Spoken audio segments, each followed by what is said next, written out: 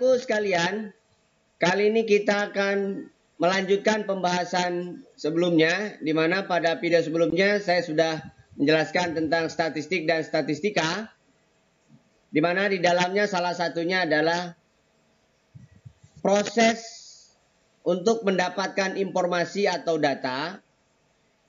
Nah, setelah data itu didapatkan, maka data itu perlu disajikan. Nah, untuk kali ini kita akan mencoba menyajikan data, dalam hal ini adalah data kelompok, dalam berbagai bentuk. Yang pertama dengan tabel, yang kedua dengan histogram, kemudian poligon dan OGIF. Nah, di sini saya akan mengambil sebuah data penumpang pesawat Garuda jurusan Jakarta Medan pada sebuah jadwal penerbangan hari Senin minggu pertama adalah sebagai berikut. Di sini ada data dari mulai 11, 19, 17, 19, 21 dan seterusnya. Kalian bisa lihat di papan ini. Nah, dari data ini maka kita bisa mendapatkan informasi bahwa data tersebut memiliki nilai maksimum dan nilai minimum. Maka dari itu, dari data tersebut kita bisa menentukan yang namanya nilai jangkauan. Apa itu nilai jangkauan? Nilai jangkauan adalah selisih antara nilai maksimum dengan nilai minimum. Nah, untuk nilai minimumnya di sini didapat di data ini adalah nilai minimumnya ya. Nilai minimumnya di sini adalah 11. Ya, nilai minimumnya adalah 11. Kemudian nilai maksimumnya adalah 30. Nilai maksimumnya adalah 30. Nah, maka dari itu selisihnya berarti 19. Jadi jangkauan selisih antara nilai maksimum dengan nilai minimumnya adalah 19. Oke. Nah, setelah itu maka kalian harus menentukan banyak kelas. Banyak kelas ditentukan dengan rumus Stargast, yaitu 1 ditambah 3,3 log 80. Di mana didapat 2,280. Nah, untuk mengatasi kelas yang hilang, maka ini harus dibulatkan ke atas, berapapun komanya. Maka banyaknya kelas adalah 8. Ya, banyaknya kelas adalah 8.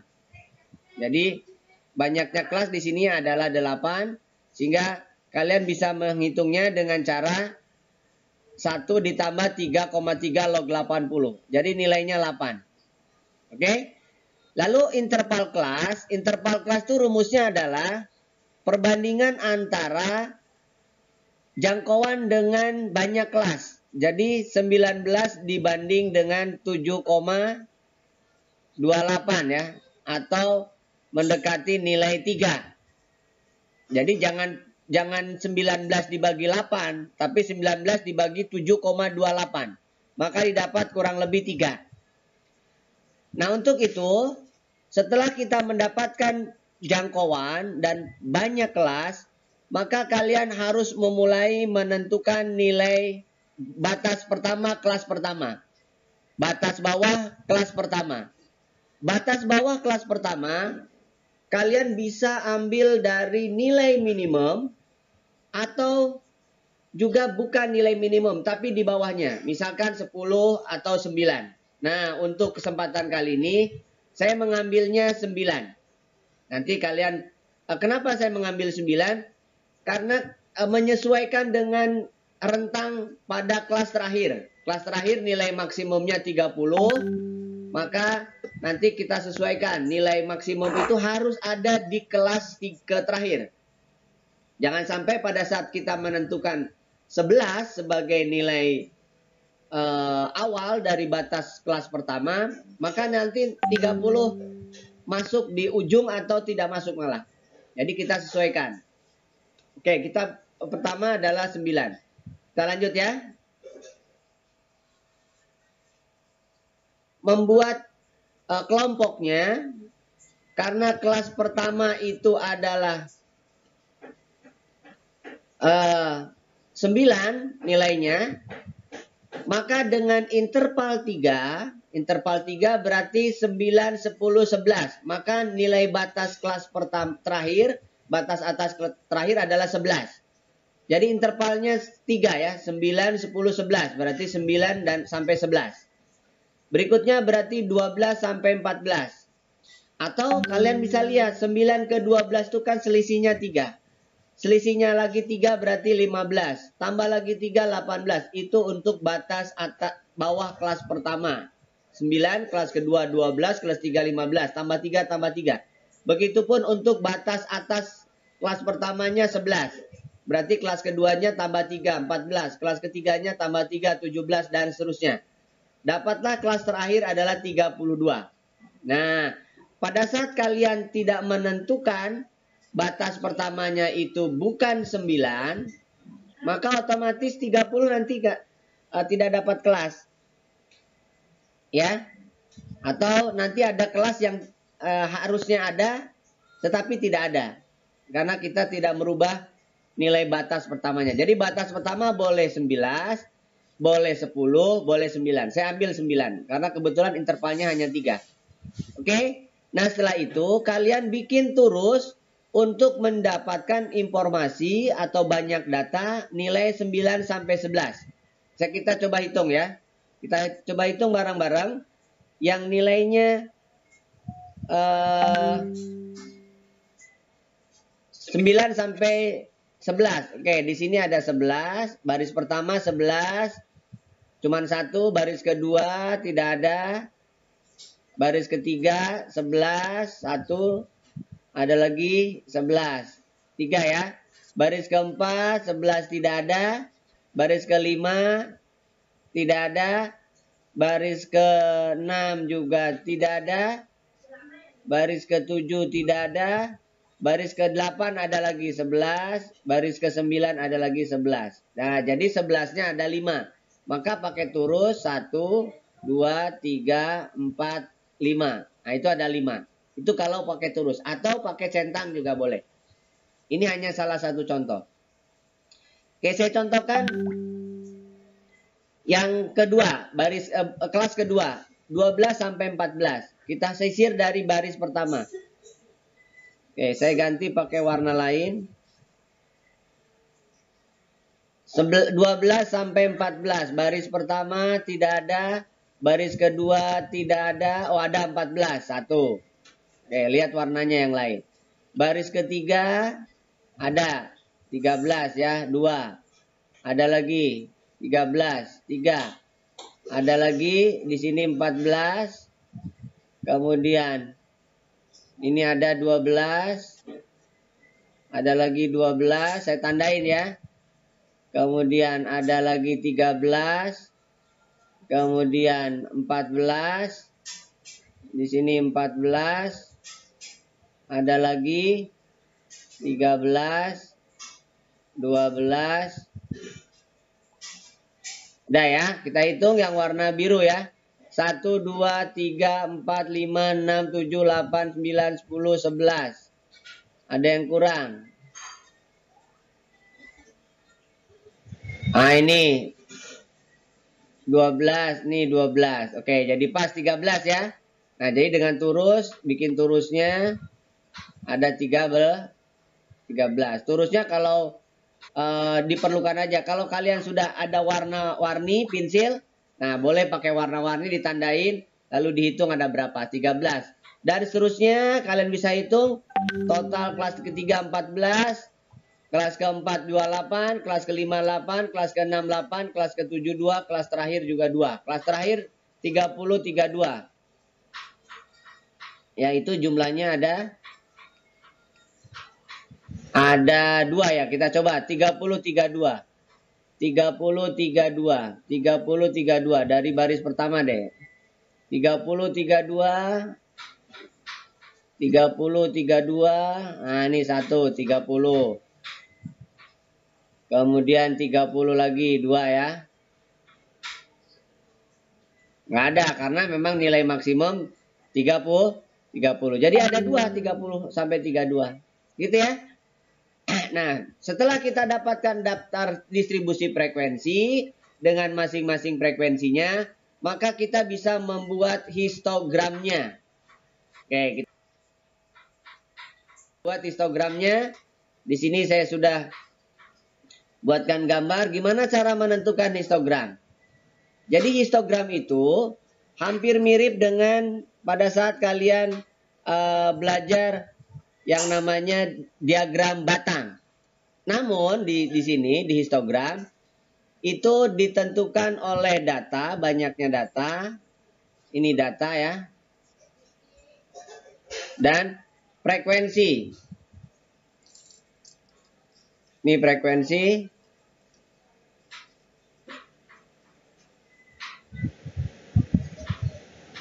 Oke. Nah, sekarang batang pertama itu frekuensinya 5. Berarti batang pertama 5. Jadi ini frekuensinya 5. Ini 5. Berarti tingginya 5. Lalu batas ujung ini namanya tepi kelas. Ini namanya tepi-tepi kelas. Nah, tepi kelas pertama itu untuk kelas bawah. Tepi bawah kelas pertama adalah 8,5. Dari mana itu? Jadi untuk menentukan tepi kelas, jadi kalau tepi kelas bawah, itu rumusnya adalah batas kelas dikurangi 0,5. Gitu ya. Jadi batas kelas dikurangi 0,5. Tapi kalau tepi atas, itu batas kelas ditambah 0,5. Misal, di sini tepi atas kelas pertama, batas bawah, batas atasnya 11. Berarti ini jadi 11,5 karena ditambah 0,5. Nah, 11,5 itu sama saja dengan tepi bawah kelas kedua. Karena kelas kedua nilainya 12, berarti tepi kelasnya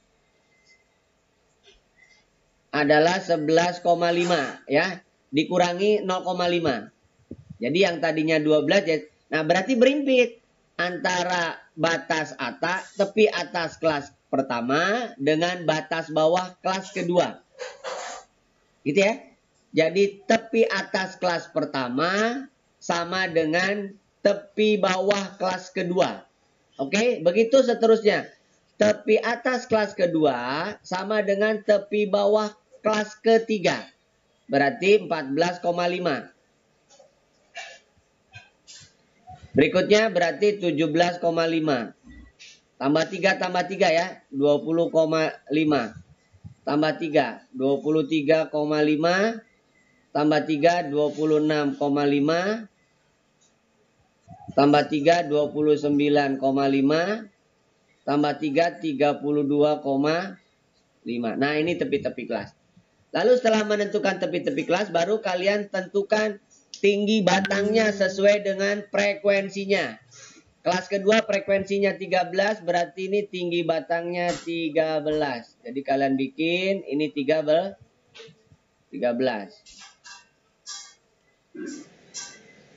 Ya, ini 13. Jadi ini 13. Oke, ini 13. Kemudian yang ini 14. Kemudian 28 ya. Kalian bisa buat garisnya, ini 28.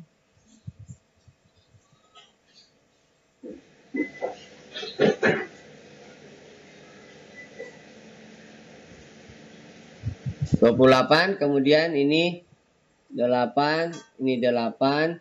Kemudian ini 2, ini 2. Gitu ya. Nah, itu adalah poligon. Histogram. Jadi histogram itu diambil dari mana? Histogram diambil dari besar banyaknya frekuensi dengan tepi-tepi kelas. Batangnya, tingginya tergantung dari frekuensinya. Lalu lebar batangnya terserah. Lalu di sini ada garis. Ini adalah pembeda. Ini batas ya, batas pembeda. Pembeda antara ukuran ya sebenarnya.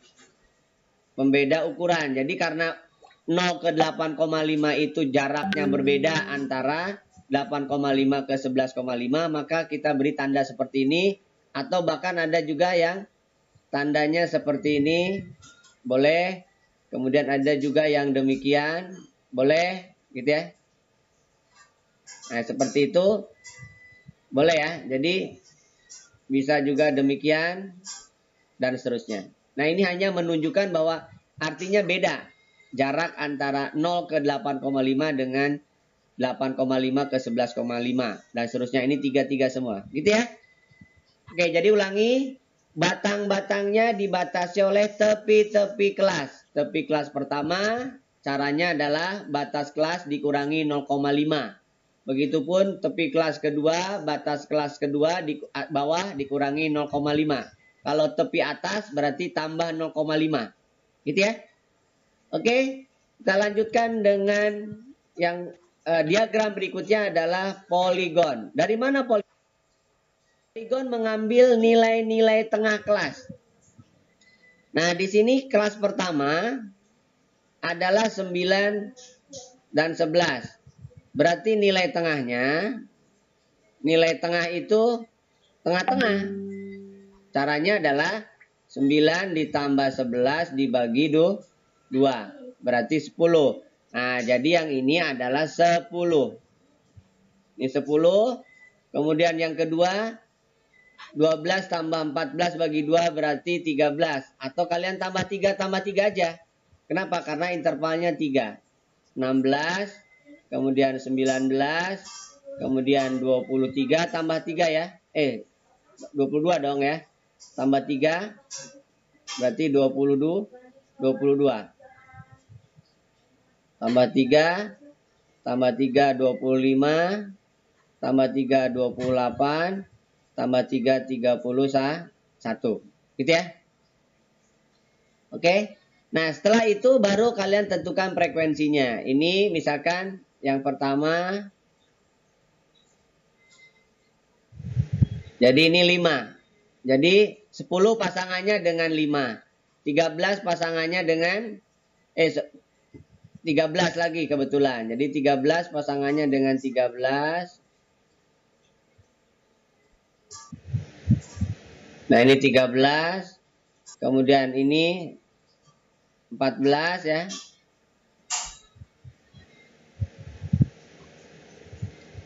14. Kemudian ini 28 pasangannya.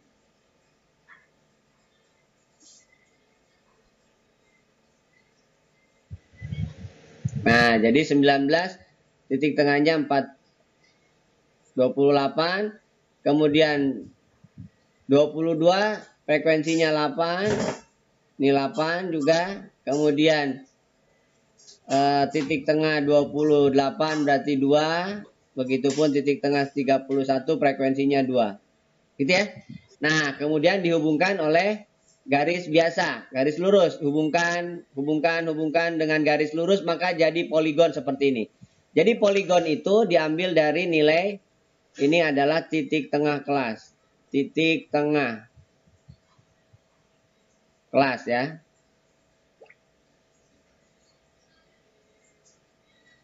Oke, titik tengah kelas. Jadi ini adalah titik tengah kelas.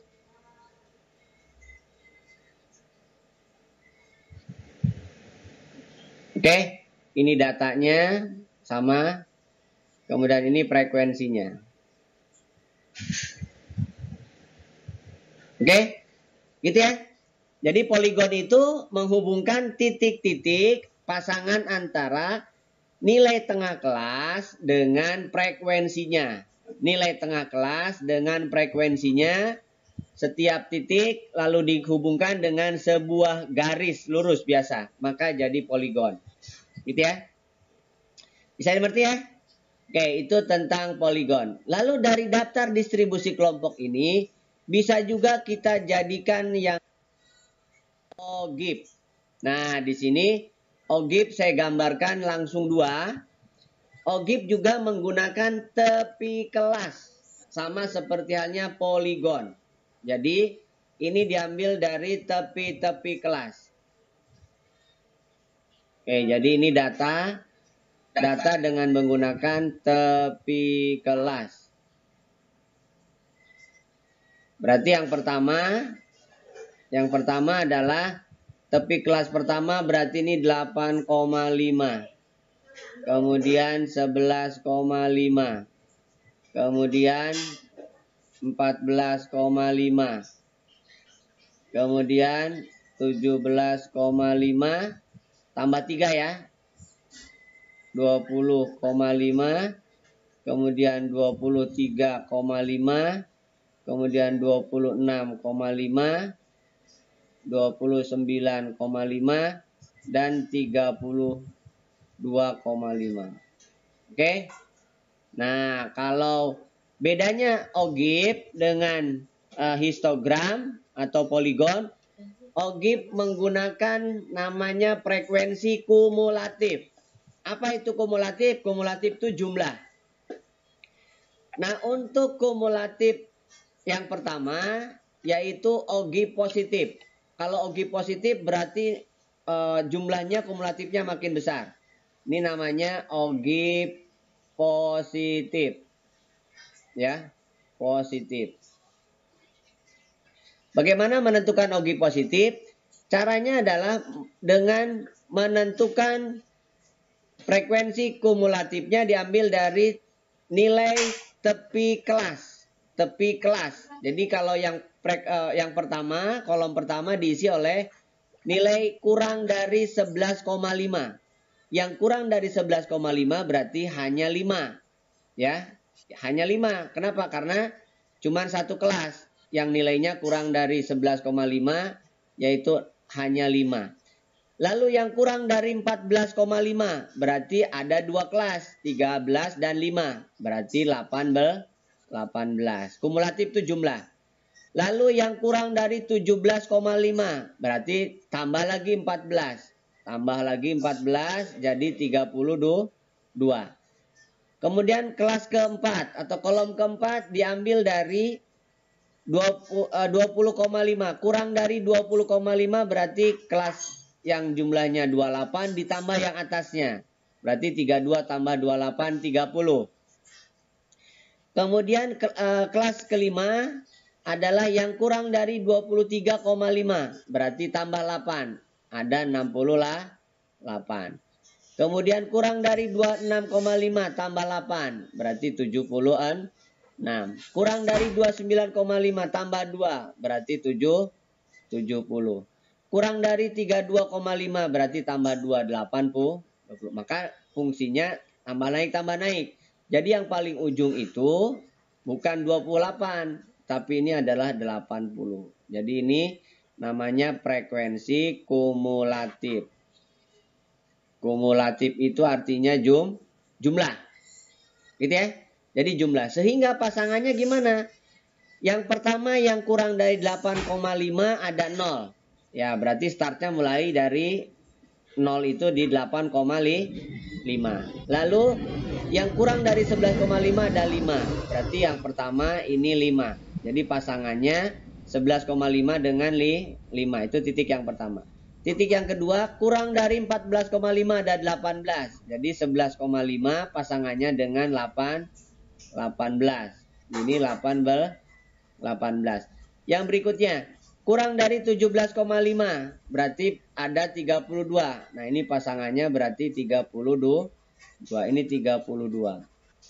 Kurang dari 20,5 pasangannya berarti 60. Jadi ini 60 ya. Kemudian kurang dari 23,5 ada 68. Berarti ini titik ini pasangannya dengan 68. Kemudian kurang dari 26,5 ada 76. Berarti 26,5 pasangannya dengan 76. Kemudian kurang dari 23,6 tambah 2 jadi 78. Nah, terakhir adalah kurang dari 32,5 pasangannya dengan 80. Nah, Titik-titik tersebut dihubungkan dengan sebuah garis mulus sebenarnya, bukan garis putus-putus, tapi garis mulus dihubungkan. Oke, jadi demikian. Bisa seperti ya? Nah, itu namanya ogive positif. Lalu yang turun, makin turun, ini namanya ogive negatif. Jadi ogive negatif itu berarti dia makin turun nilai jumlah frekuensinya, kumulatifnya. Yang pertama adalah yang lebih dari 8,5. Berarti dari 8,5 pasangannya dengan 80. Yang lebih dari 8,5 berarti semuanya ada 80. Yang lebih dari 11,5 berarti kurang 5. Jadi ada 75. Jadi ini pasangannya dengan 75. Nah, ini 75. Ya, 75. Lalu yang kurang dari 14,5 pasangannya dengan 62. Kenapa? Karena dia kurang lagi 13. Jadi yang pertama lebih dari, bukan kurang dari, lebih dari 8,5 berarti semuanya ada 80. Lebih dari 11,5 berarti kurang 5. Jadi hanya ada 75. Kemudian yang lebih dari 14,5 berarti kurang 13, hanya ada 62. Lebih dari 17,5 berarti kurang 14, jadi ada 48. Kalau yang negatif berarti kurang dari 28 berarti tinggal 20. Kurang dari 8 berarti 12. Kurang dari 2 berarti kurang dari 8 lagi berarti 4. Kurang dari 2 berarti 2.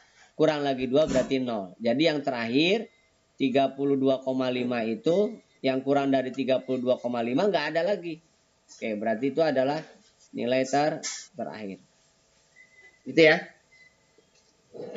Nah, jadi itu adalah cara menentukan titik-titiknya. Oke, jadi pasangannya tinggal kalian tentukan aja pasangan titik-titiknya. Gitu ya. Nah, itu jadi ogive negatif. Bisa dimengerti untuk menentukan ogive negatif? Oke, jadi ini pasangannya sudah ada dan seterusnya kalian tinggal hubungkan titik-titik itu dengan kurva mulus namanya. Nah, ini namanya ogive negatif. Jadi dari data kelompok tadi, penumpang, bagasi penumpang pesawat Garuda dari Jakarta Medan yang jumlahnya 80 dengan bagasi masing-masing, itu bisa kita sajikan dalam bentuk distribusi frekuensi dengan mengikuti rumus Sturgas tadi. Kalian bisa dibuka di videonya dan seterusnya sampai data itu disajikan dalam bentuk diagram ogive. Oke, itu dari saya. Mudah-mudahan bermanfaat. Kalian bisa ulang video ini sehingga kalian bisa paham. Sekian dari saya. Mudah-mudahan bermanfaat. Jangan lupa subscribe, like, and share. Berikan komentar kalau ada ketidakpahaman. Assalamualaikum warahmatullahi wabarakatuh.